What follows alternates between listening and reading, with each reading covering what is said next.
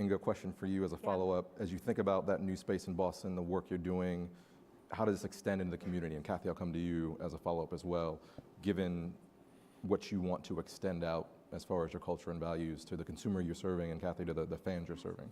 Yeah, absolutely. As a leader within the marketing organization, I have a huge opportunity to help kind of strategically push that out to our consumers. So through the work that we create, our most recent campaign, Sport the Unexpected. If you haven't seen it, go to Reebok.com. You can see it, and you can get your shoes. You can get your shoes there. I'll think about it. But one of the things I'm most proud of within that work, and you'll see it throughout the rest of the work this year, is that it not only is it incredibly racially diverse, but it's also, we have women as the hero protagonists within it. And not just to have a woman as the protagonist, but she's really owning her space and owning, the narrative. And our intent behind that is to kind of do something less traditional and really try to change the narrative and the perception within our industry and within our space specifically. But outside of that, that's what we want to put in front of the consumer. We have to be a reflection of our consumer as a brand, but then within our own offices, we are doing the same things and trying to create more of these employee resource groups. We've just rolled out 5 more. I talked about the working parents one. We have LGBTQ. We've got a women's one that's been going for a few years, and a passport one, I think it's called, because we have a lot of folks that work within our organization from all around the world. And those have been a huge asset for us, and certainly gives the employees a place to connect, a place to find others like them, and also just bring that diversity of thought that is so integral to us being a strong brand.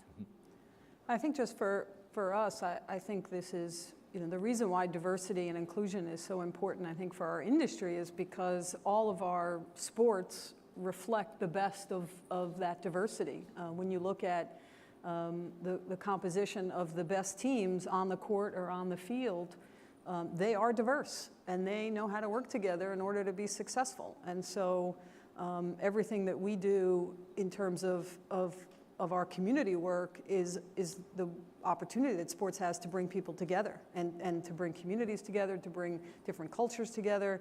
The global nature of the game of basketball, I think, gives us a sort of special imperative to be right in this space and to be active and engaged in it. So it's ongoing. There's no destination here. It's a real journey. But I think the way that sports unifies and brings people together, part of that is because teams are made up of diverse individuals, the best teams. And so we have to reflect that, I think, in our businesses and in all that we do and all that we're about. Yep, and we don't often talk about international diversity. And Jamil, you've got... But by the way, can I just, diversity is not just gender and color. Those are certainly critical, but we're going to hear shortly from the head of Special Olympics. What are we doing there? What are we doing on the LGBTQ side? What are we doing for those with mental disabilities? What are we creating opportunities for them for people who are marginalized? It is a much bigger picture, and the community work is important, the business focus is important, the employment focus is important, but it all has to wrap together. Yep, and you've got a pretty diverse athlete base yourself from outside of the U.S. Yeah, absolutely. We have players represented from 70 countries. So anytime we go out to give team presentations, we have to arm ourselves, but these presentations have to be delivered in Spanish and French.